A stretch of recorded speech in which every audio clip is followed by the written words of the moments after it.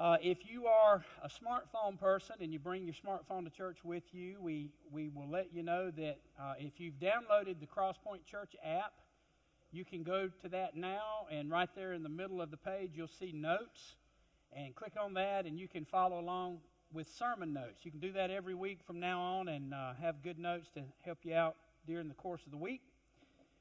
And that's the way we're doing it now from what the guys back there are telling me, so we're going to stick with it. You guys all right out there? Y'all ready for this? Yeah. Here we go. I'll start off by telling you something that I think is that we all know. The world's in a mess. It's just in a mess. And there's a lot of people talking about the problems, but few people are stepping up to do something to fix the mess that we find ourselves in. There's an old Chinese proverb, you've heard this before, better to light one candle than to curse the darkness. Now, I know a lot of pastors, churches, and Christians who spend a whole lot of their time complaining about the problems in the world, but not doing a darn thing to fix it. I don't want to be that pastor, and I don't want CrossPointe to be that church. Let's not just talk about it or organize committees to try to come up with solutions. Let's be the solution. Together we can light many candles to push back against the darkness. We have an opportunity to be the solution. Can I get an amen? Anybody want to fix a sandwich with molded bread? Not me. I just don't want to. I think there's enough mold on this bread to make a whole lot of penicillin. Is that what they make with it? Penicillin to feed a small village. Here's the thing. The problem with this loaf of bread is that it wasn't consumed fast enough. We keep our bread at the house in a bread drawer, and sometimes we forget about it, and we don't use it in a timely fashion. And when we let it go this far, it's no longer good for anybody. Nobody wants to use it in this condition. I want you to remember that as I walk through something that James, the brother of Jesus, said. James is not going to pull any punches with us today. In fact, he's going to throat punch every one of us in the room, so tighten your seatbelt and get ready for a rough ride. This is a tough one. Not everybody can handle a sermon like this, and my experience has been when it gets a little too close to home, people tend to zone out. You kind of push back a little bit. So before anyone has the time to do that, I'd like to give you the cliff notes for what James is about to say. Here's the cliff notes before you zone out. You need to start giving while you're living, because what you're holding is molding. Okay? Important that you kind of let's just say that together. Are you ready? Put it back. You need to start giving while you're living, because what you're holding is a molding. Listen, it's just no good anymore. It's like molded bread. James is all over this. Now, he's going to get in our face, and he's going to make us all uncomfortable in the room today. And this is James, the brother of Jesus, okay? He's got something to say, and he wants to be heard. So he says this. He starts off by saying, now listen, you rich people. Again, I know what some of you are thinking. You're like, wow, I'm not rich. This has nothing to do with me. I can balance my checkbook while he preaches this sermon. The truth is, every person in this room is much richer than you think you are. The reason you don't think you're rich is because you don't feel rich. I remember the first time I felt rich. I was 14 years old. It was also the last time I felt rich. I'd been working at a grocery store for 1 week, and I got my first paycheck. I was making $3.35 an hour. You know why it was $3.35 an hour? Because that was the minimum wage back in the Stone Age. And that's what the law said was the most that they had to pay me, a stock boy. My gross pay was like $134 for a 40-hour week, and my take-home pay was like $108. I looked at my check, and I remember thinking, who is FICA, and why is he stealing my money? No, I thought for the first time, I thought, man, $108 I think I had left over. I thought, what am I going to do with all that at 14 years old? $108, wow. You know why I stopped feeling rich? Because after I started getting a check every week, I thought I needed to do what I seen everybody else doing. I need to go spend it on something. And when you go shopping, you see things that $108 won't buy. So you find that thing that costs a lot more, and you say to your dad, if you'll co-sign this note for me, I can buy this on time, and I can go ahead and enjoy it while I'm paying for it. So that's kind of what I did, and I want to tell you, I stopped feeling rich because I no longer had financial margin in my life. And when you have no financial margin, you have no peace. But there is a lot of anxiety. The truth is, if I could borrow the DeLorean time machine from last Sunday's sermon and go back 10, 20, or 30 years and find you in your past and tell you how much money you're going to make in 2019, you would look at me like, wow, you're telling me I'm going to be rich? But here we are making more money than we ever thought we would, and most people in the room don't feel rich because you have no financial margin in your life. Now, what makes it even worse is we tend to look at what everybody else has, and we catch ourselves going, they have so much more than I do, nicer cars, nicer homes, they travel all the time, and we fall into the comparison trap, right? Last Sunday, I told you all I challenged you to go to globalrichlist.com and enter your annual income. And boy, that was enlightening because so many of you did that, and we all discovered, and I was wrong on the numbers last week, they've updated this year, but if you have an annual income of at least $33,000, you are in the 1% club. The 1% club. In other words, you make more than 99% of the rest of the people on the planet. And you would think that everybody in the room who discovered that they're in the 1% club would be running around shouting, I'm rich, I'm rich, I'm rich. But nobody ever does that. Why? Because they have no financial margin and we just don't feel rich. Now listen, my goal today isn't to make everybody in the room feel guilty. That's not what this is about. My goal is to help you feel more responsible. Because you're one of the richest people in the world. In fact, there are millions and millions of people all around the world that look at this demographic of people in the room today, and they think that you and I are filthy rich. Filthy rich. Let's go back to James, the brother of Jesus. We know from the Gospels there were many people in the first century church who believed that rich people were rich because they pleased God, and poor people were poor because they had angered God in some way. If you never got sick, that to them meant God loves you. And if you had some kind of disease or handicap or ailment, you had ticked God off, and He was just getting back at you. So people who were wealthy, it was believed they were wealthy because God loved them more than He loved poor people. But you and I know something that many people in the first century never figured out, and here it is, because we've studied the Scriptures and we know now what they didn't know. Rich people aren't more loved. Rich people are more responsible. God holds rich people more accountable, and He expects them to give more and do more because they have more. James says, now listen, you rich people, weep and wail because of the miseries that are coming upon you. This was eye-popping message to rich people back in that day. James was telling them that their future was in fact not secure as they thought it was just because they're rich. And you're going, what are you talking about, James? If they're rich, they're set for life. And he goes, absolutely not. That's not the case at all. James knew something that, again, we all know today and we acknowledge. Rich people often put their trust in their wealth rather than in the one who richly provides. Amen. That's a mistake poor people never make because they ain't got nothing. Right? Rich people often trust in their wealth, not in their God. I've watched this scene play out over the last 33 plus years as a pastor.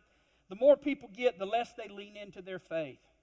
Their trust is transferred to their riches. They don't even realize it, but it just kind of happens. It's a gravitational pull, especially if they're not disciplined or diligent to keep God at the forefront of their lives. Now, if you're honest with yourself today, you'd have to admit that you have more than you've ever had before, and yet you worry about money now more than you did when you didn't have much of it. It's retirement funds, it's IRAs, it's 401ks, the stock market, and the dreaded what-ifs that come along with having a little bit of money tied up in all that stuff. We're going, what if it crashes? What if I lose it all? We're worried about it. We're checking those stock market and those IRAs every day and those 401ks. How much did I get? How much did I lose today? So inevitably, our trust tends to shift from God to our stuff. And instead of chasing after God, we chase after more stuff because no matter how much we have, it's never enough. Consequently, when we have more, our hands tend to close around it and hold on to it ever so much tighter.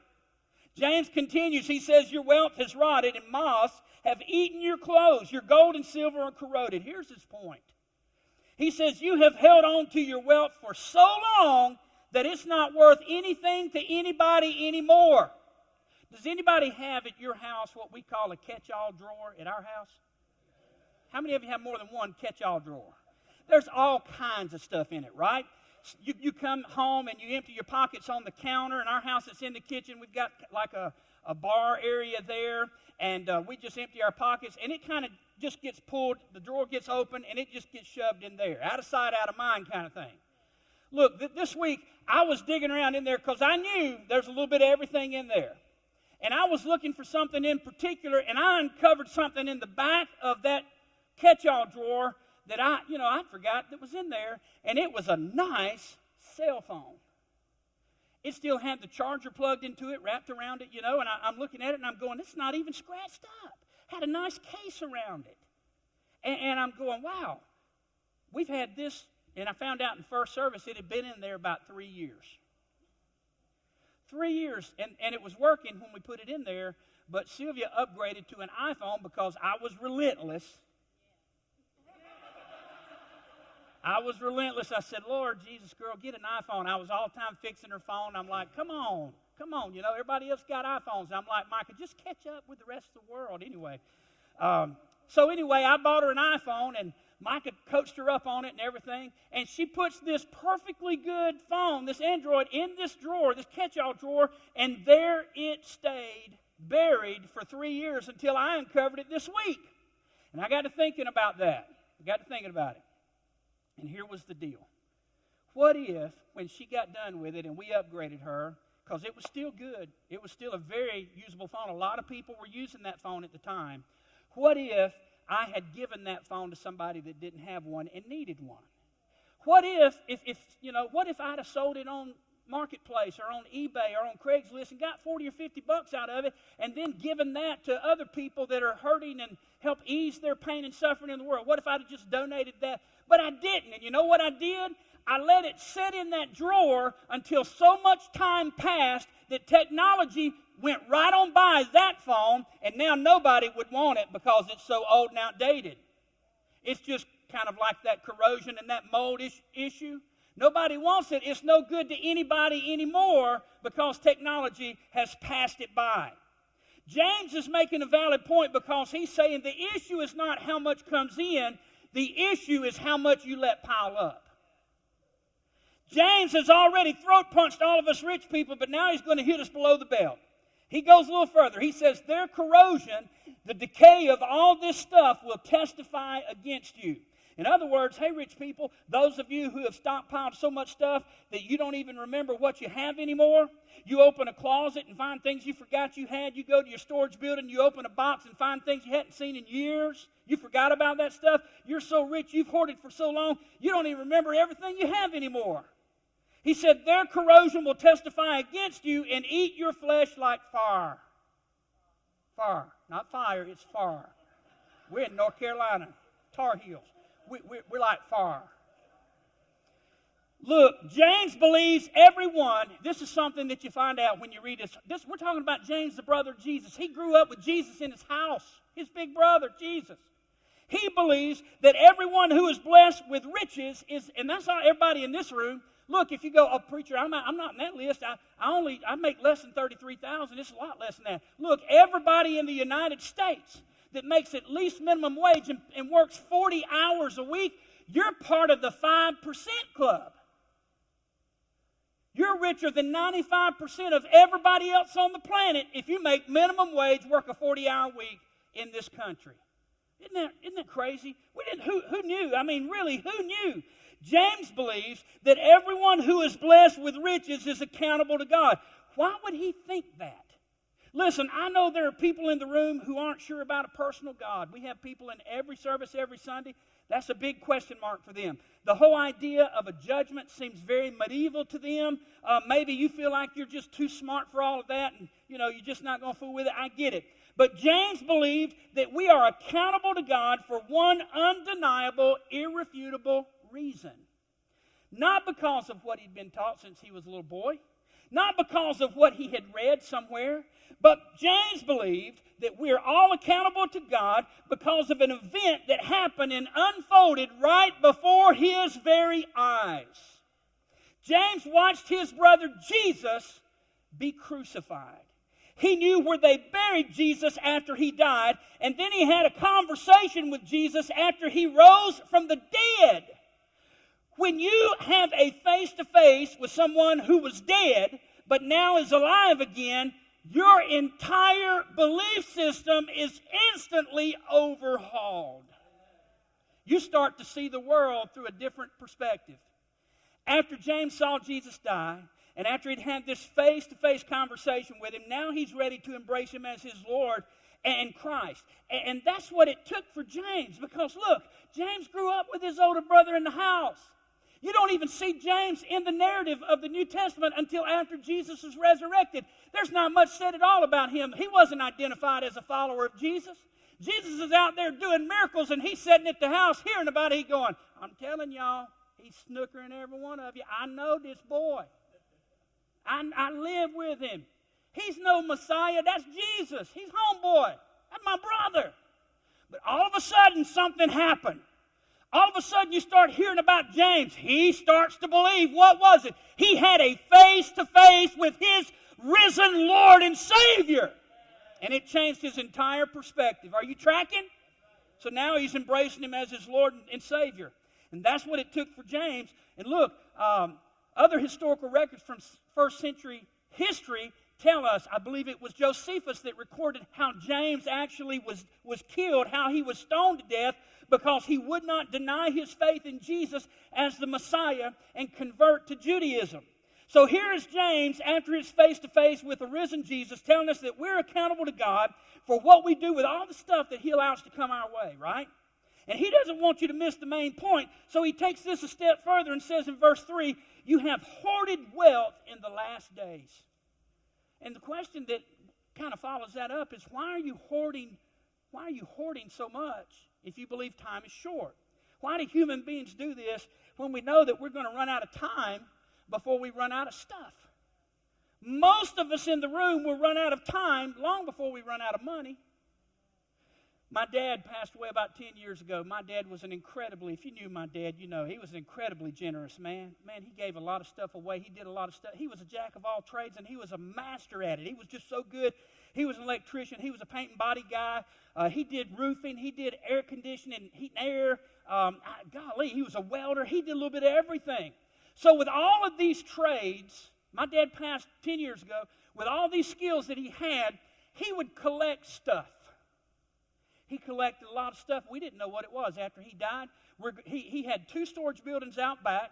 He had a double-car garage. You couldn't get a car into it. I mean, really. And he had stuff leaned against the backs of all these buildings so people couldn't see all the stuff he had. After my daddy died, as generous as he was, me and my brother are out there. We're going through these buildings, and I'd pick something up, and I'd look at my big brother. I'd say, what the heck is this? I have no idea. Why would Daddy keep something like this? We asked that question 100 times. What is this? We finally realized, there's people that knows what this stuff is. We didn't know because we weren't as fluent as he was in all those kind of fields. So we had a yard sale. And we put it in the paper while we were still in Jackson. And that following Saturday, people come from everywhere, and they bought a bunch of stuff, but they didn't buy enough. So we ended up, my brother, we didn't want to haul this stuff all the way from Jackson, Mississippi, all the way down to Fort Myers, Florida, where my mother was going to live.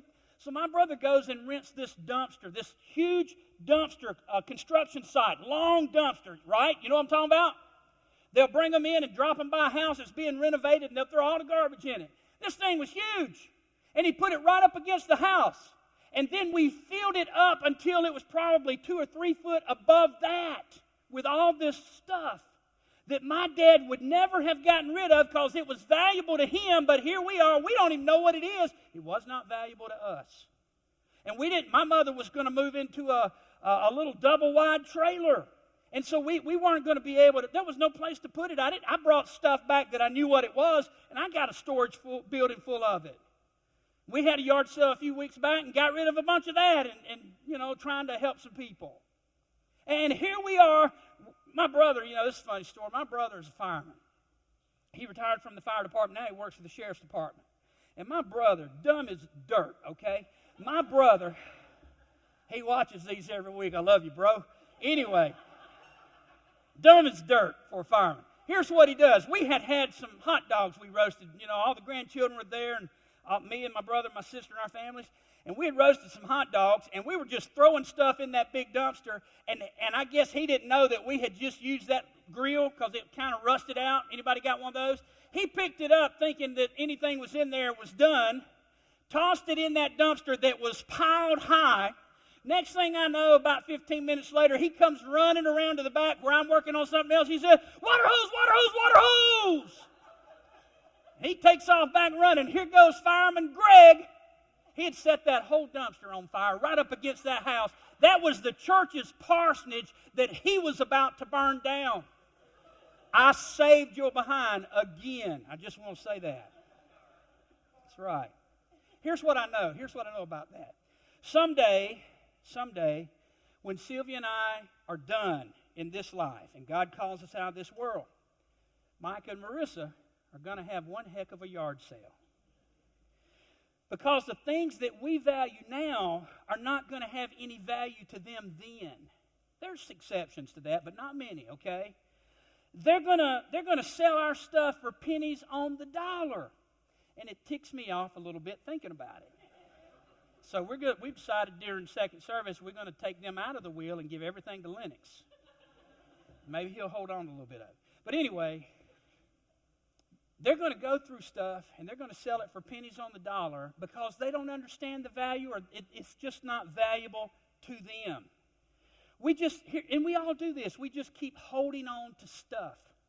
And it just keeps losing value. And someday your kids are going to go through it, and they're going to say the same thing I did about my daddy's stuff. They're going to go, "What the heck is this, and why would he hold on to this for so long?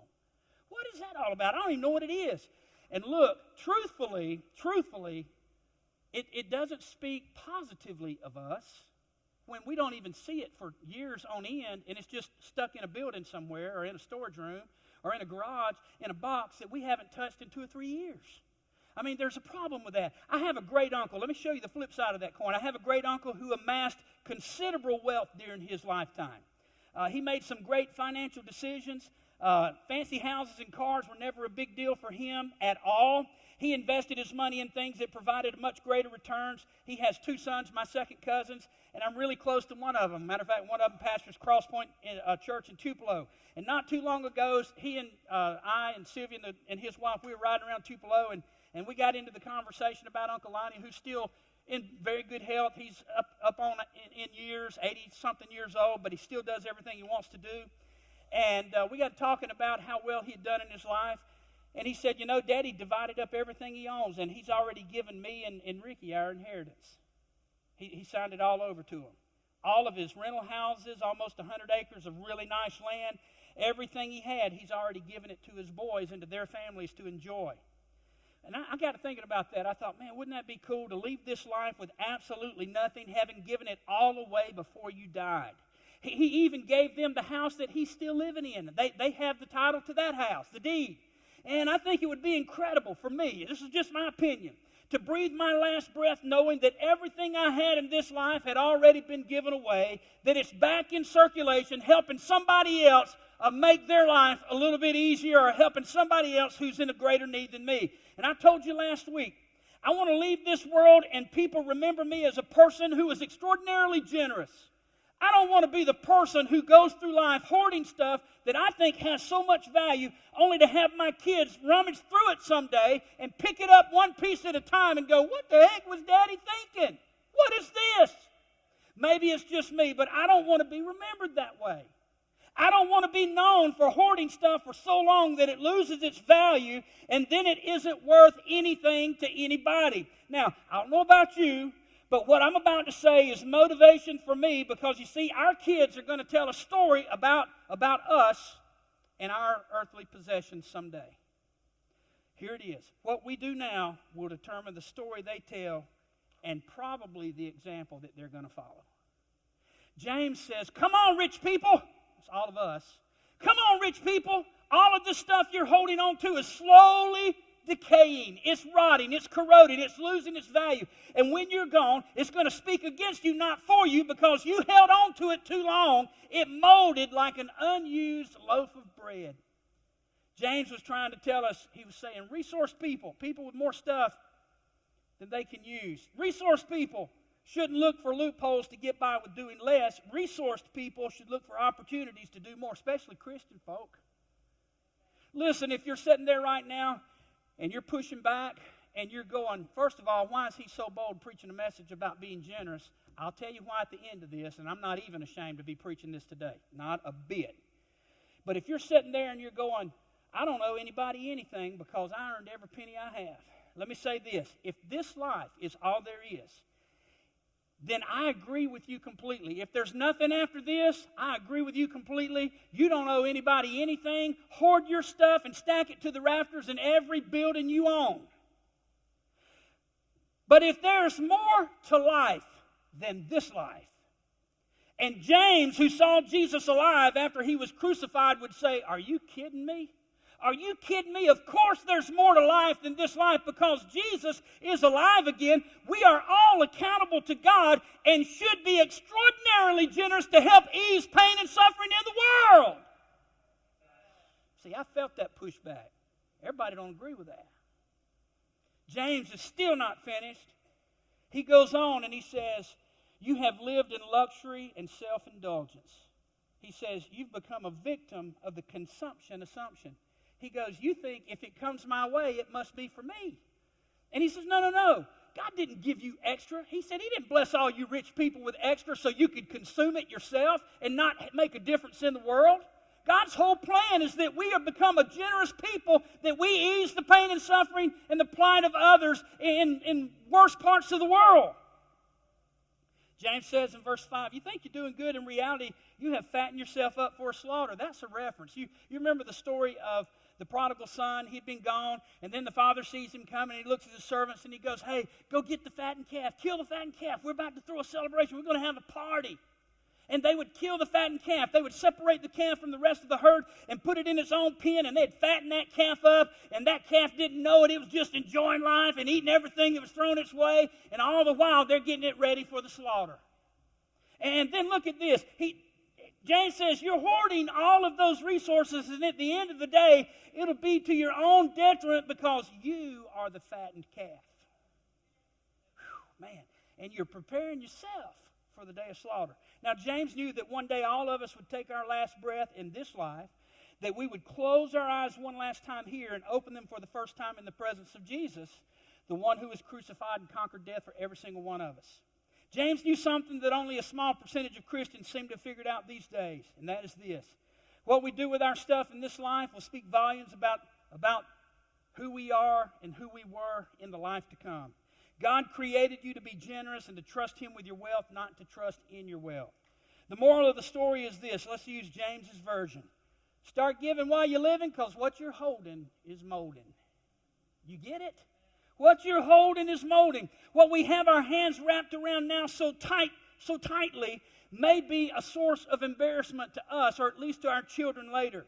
Now, I'm going to leave you all to figure that out for yourself. That's the end of our Bible lesson for today. Because I don't know your circumstances. Many of you are Christians, some of you are not. Some of you are exploring faith, and others of you are sitting there and you're going, I just wish you'd sit down and shut up. I'm not finished yet, but I'm about to sit down and shut up. And I'm going to let you sort all this out. In the meantime, there are a whole lot of believers in the room. Let me show you what kind of church that you've walked into today. There's a whole lot of believers in the room who know the power of generosity. And together, we're about to take action and do something to ease pain and suffering in the world. We're not just going to talk about it. We're not going to form a committee to plan something to do. We're actually going to take action and do something to ease pain and suffering in the world. This is our favorite Sunday of the year. We're not going to just curse the darkness. We're going to light a candle. We want to help thousands of hurting people. This is why we do something really big on one Sunday out of the year. Now, we budget and try to help as many people as we can during the course of the year. One of the most generous churches I've ever known per person is right here. You're sitting in it today. We have given away hundreds of thousands of dollars since 2011 to help ease pain and suffering in the world. And I salute you for that, for your generosity has been unprecedented in how we've stepped up to make a difference. But we do this every year on one Sunday, and it jumps around. We never have a set time. We kind of wait for God to prompt and prod us, and we wait for needs to be made known and our ministry partners to help them relieve pain and suffering in the world. This year, we're calling it Above and Beyond. I'll explain to you why we've changed it. You got a brochure that should have been sitting on the chair, and I'd like to walk you through it. We have 4 nonprofit partners, organizations that are doing a phenomenal job of erasing pain and suffering in the world.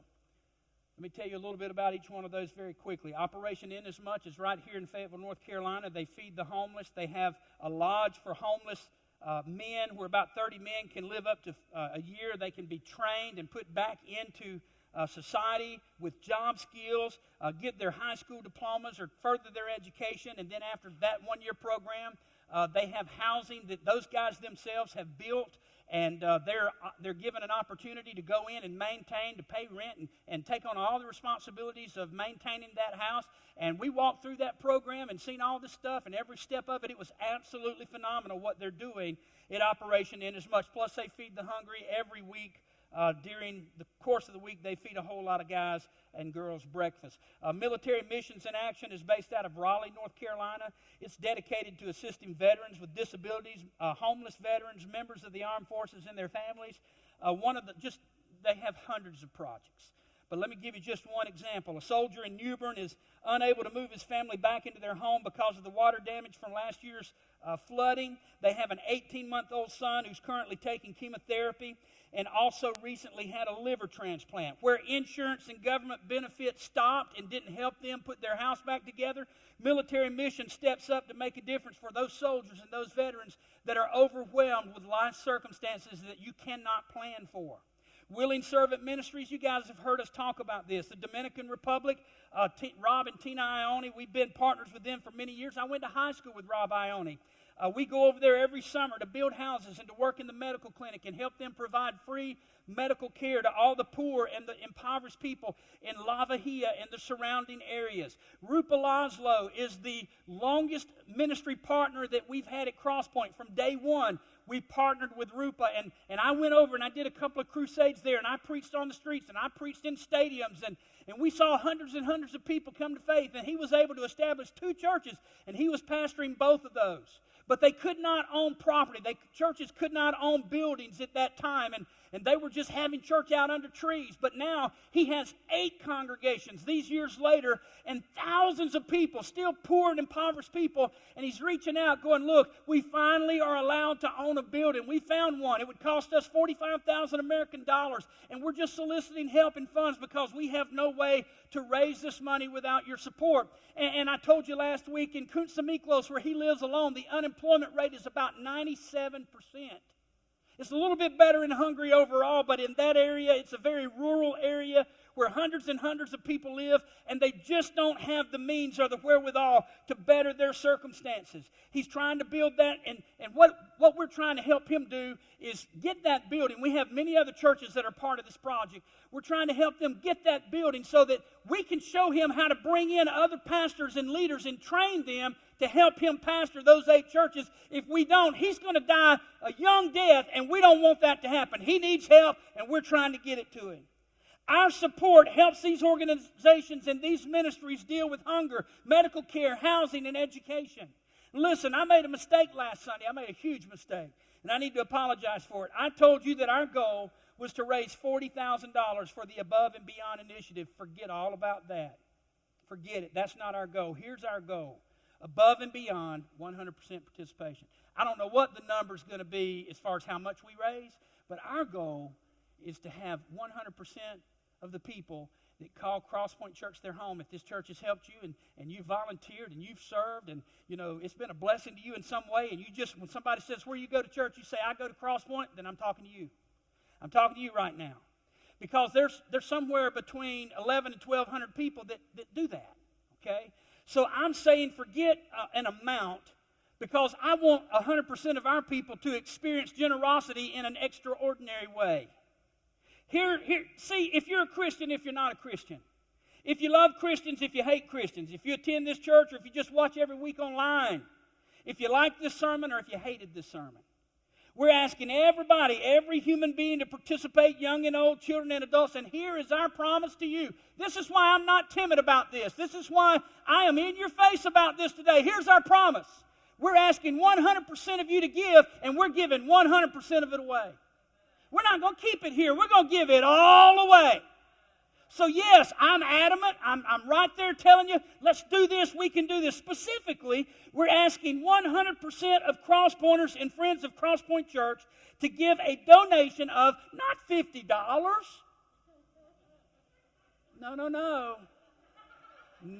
No. We're not asking you for $50. I got a deal for you, $49.95.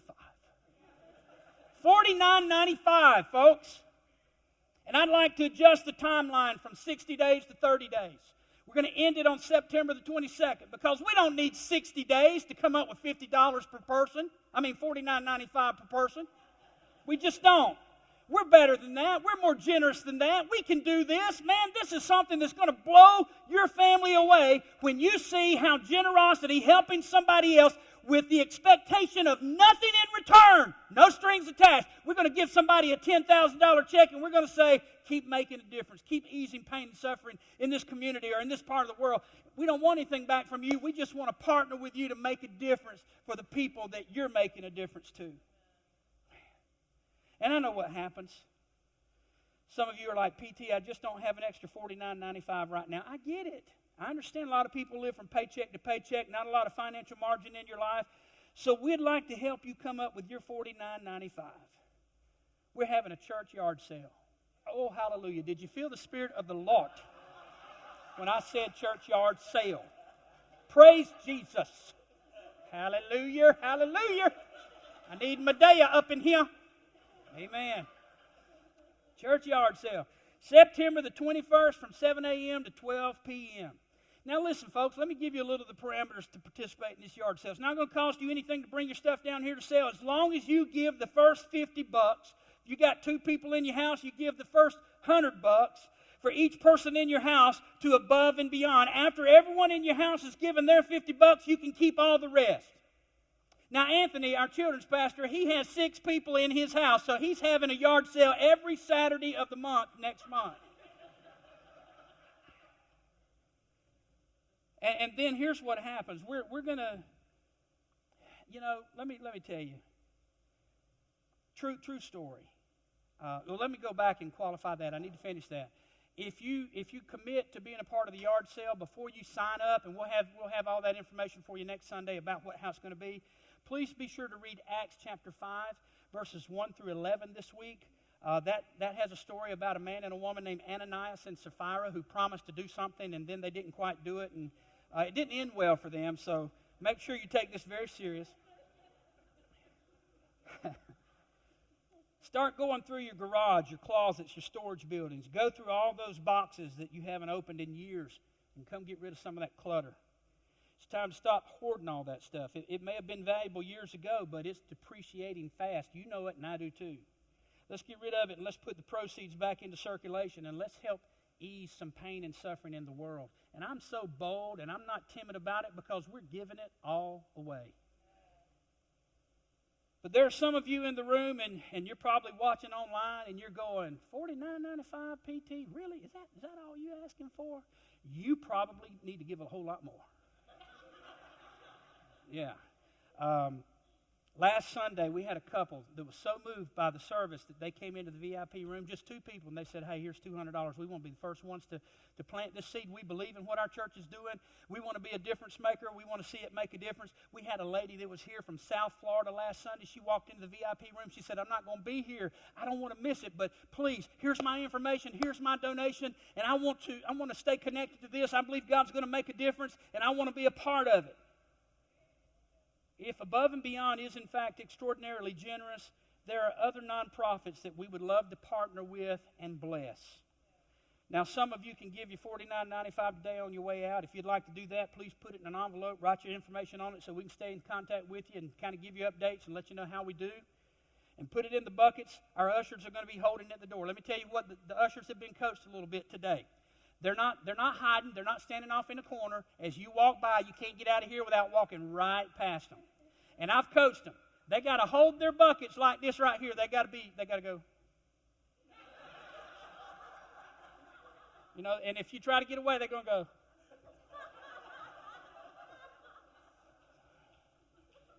This is the one day a year that people that say, all those churches want is your money. We don't care if they say that about us because we're giving it all away. And today, we're asking you to think about somebody other than yourself. Here's the deal. You can put it in the drop box if those guys with the buckets are too busy. Some of you didn't come prepared to do that today. You can go to our website. You can give using your debit or your credit card. Instructions are on the handout that you have there on your seat. Or if you're watching online or you're sitting here with your smartphone and you just filled out all the sermon notes, just click the link at the bottom. Micah put a link there. You push that link, it'll take you right to the giving page. You can push a drop-down menu. It says Above and Beyond, and you can give that way. And here's the last thing I ask of you. This is what Above and Beyond is all about. This is the spirit of it, okay? If you're part of the 25% of people who return the Lord's tithe to help fund our annual budget, please don't divert your tithe into the Above and Beyond initiative. Let me explain that. Let me give you an example. I believe the tithe belongs to the Lord, and God's plan is that the tithe is to be used to fund His ministry to share the gospel in the world. That's how we set up our budget. So I gave this illustration in the last couple of services, and I think it has some merit. But I said, I used to have a little beater car, and church folk that would kind of get down on their luck, they knew that I would loan that car out, and I had some people to borrow a car one time, and a family that needed some help. And I heard about it. I said, hey, I got a car you can borrow. Me and Sylvia's got 2 cars. We ride together most everywhere we go anyway, and why don't you come pick mine up and keep it till you get back on your feet? And so I loaned my car out to them. We're down at a parking lot at, I don't know, Walmart or Sam's Club or someplace, and I look across the way, and I see somebody I don't know driving my car, getting out of it, and locking it, and walking into the store. So I go and wait on them. My car! I don't know who you are. Have you ever seen a preacher get really ticked off? Well, you have seen a preacher get really ticked off, but I got upset. I'm like, so I asked, I said, my name's Tracy. This is my car. Who are you? Oh, you're Pastor Tracy. Yeah. So-and-so said I could borrow this car, and they let me borrow it. That's a little bit jacked up, I thought. Right? Anybody else? I mean, that's just stupid if you know me at all. And I'm like, okay, tell him to call me when you get back to work, when you drop his car off. Look, it's like this. If somebody told you, we're going to let you borrow this car, and you go downtown somewhere and you see somebody in need and they're walking, and you pull up beside them and say, look, I want to give you this car. Just take it. I'll get myself a ride, but I want you to have this car. That was not your car to give away. That was whoever holds the title of that car, right? You've not been generous at all because you've given something away that was not yours to begin with. Same thing with the tithe, folks.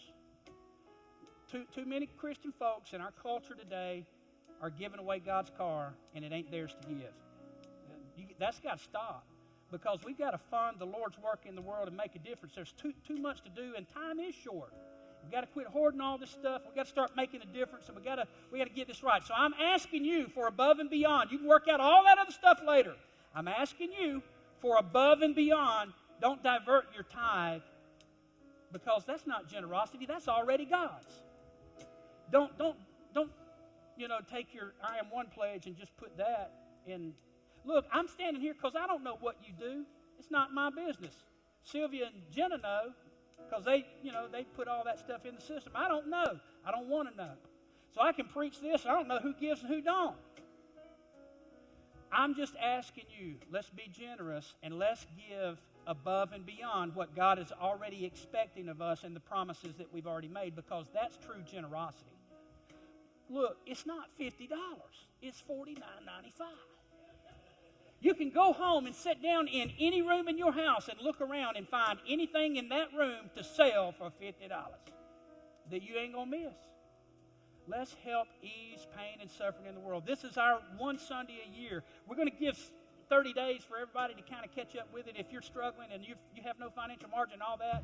But folks, I'm telling you, the greatest feeling in your life is going to be when you see the impact of your generosity on all these different ministries that are easing pain and suffering in the world, and you had a hand in that.